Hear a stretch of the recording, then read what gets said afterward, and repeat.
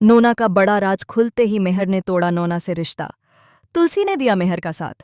TV serial क्योंकि सास भी कभी बहू थी के इस एपिसोड में कहानी एक ऐसे मोड़ पर पहुंचती है जहां रिश्तों की सच्चाई, झूठ और धोखे की परतें एक एक कर खुलने लगती हैं।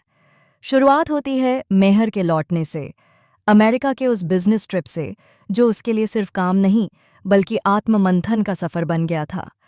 लौटने के बाद मेहर कुछ बदला बदला सा दिखता है। उसकी नज़रें अब पहले जैसी नहीं रहीं और उसके सवाल पहले से ज़्यादा गहरे हो गए हैं। वह कुछ कहता नहीं, पर उसके चेहरे पर साफ लिखा है कि कुछ ऐसा हुआ है जो अब उसके मन को चैन नहीं लेने दे रहा। नो उसे देखकर मुस्कुराती है, जैसे उसे कोई शक नहीं। वह आगे बढ़कर कहती है, मेहर, अब जब हम लौट आए हैं सब कुछ पहले जैसा हो जाएगा। अंगद और मिताली की शादी के बाद हम दोनों और करीब आ जाएंगे। उसकी आवाज़ में वह मिठास थी जो किसी जहर को भी मीठा बना दे।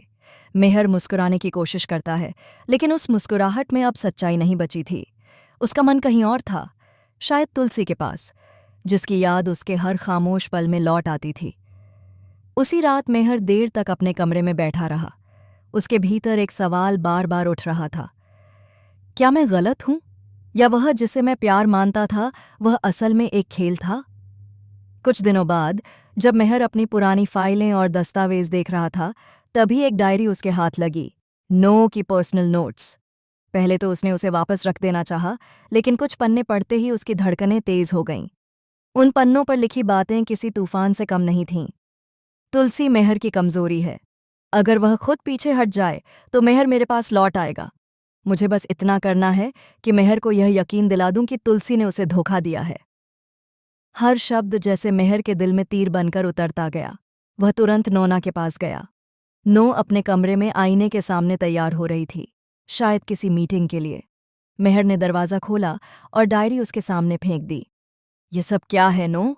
उसकी आवाज़ में गुस्सा और दर्द दोनों थे। नो हकला गई।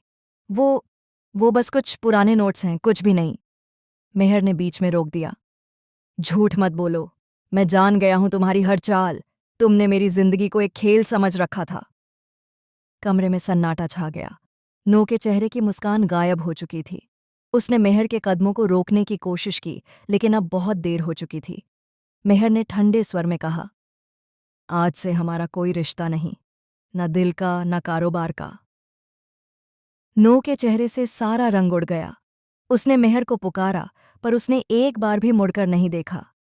उस रात पहली बार नो को एहसास हुआ कि प्यार जबरदस्ती नहीं जीता जाता।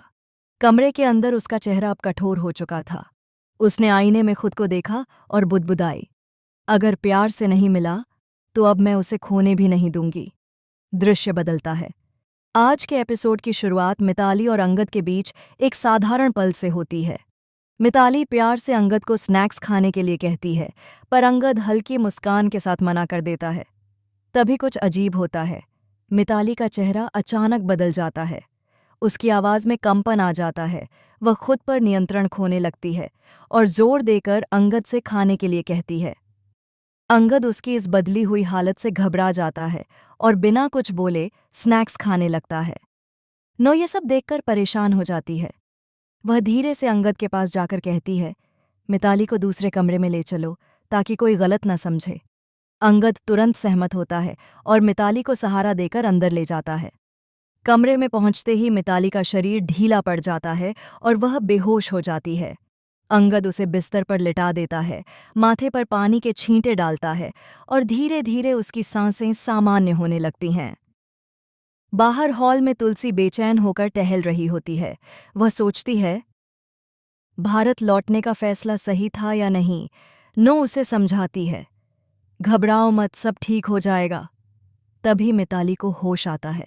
वह आंखें खोलते ही असमंजस में चारों ओर देखती है। अंगद उसके पास बैठा होता है और उसे पानी पिलाता है। मिताली धीमी आवाज में कहती है, मेरा सिर भारी लग रहा है, बहुत थकी हुई महसूस कर रही हूं। नो और अंगद एक दूसरे की ओर देखते हैं। दोनों के चेहरे पर चिंता साफ झलकती है। मिताली पूछती है, मेरे साथ क्या हो रहा है, मुझे इतना अजीब क्यों लग रहा है। नो बस इतना कह पाती है, शायद तुम्हें तनाव है, इसलिए तुम असहज महसूस कर रही हो। अंगद उसके कंधे पर हाथ रखकर कहता है, कुछ नहीं होगा, बस थोड़ा आराम करो। थोड़ी देर बाद अंगद कहता है, मिताली, सबके सामने सामान्य व्यवहार करो ताकि किसी को चिंता न हो। मिताली सिर हिलाती है, लेकिन उसकी आंखों में अब भी डर झलक रहा होता है। अंगद उसे भरोसा दिलाता है, मैं हमेशा तुम्हारे साथ हूं। उधर वृंदा अपनी सहेली से बात करती हुई सड़क पर चल रही होती है कि अचानक कुछ ईंटों से टकराकर गिर पड़ती है। उसके पैर में हल्की चोट लगती है। नितिन तुरंत वहां पहुंचता है और दवा लेने चला जाता है। दूसरी ओर अंगद अपने मन में कई सवाल लिए बैठा है। एक ओर मिताली की हालत उसे बेचैन कर रही है, तो दूसरी ओर वृंदा से जुड़ी यादें मन में उथल पुथल मचा रही हैं। तभी शोभा उसके पास आती है और पूछती है, इतना परेशान क्यों है बेटा? अंगद सोचकर कहता है, माँ, अगर किसी रिश्ते में प्यार खत्म हो जाए तो क्या वो रिश्ता भी खत्म हो जाता है? शोभा मुस्कुराती है, बेटा, यह उस इंसान पर निर्भर करता है जो प्यार करना छोड़ देता है। लेकिन याद रखो, जो सच में किसी के लिए मायने रखता है वह कभी अपनी जगह नहीं खोता।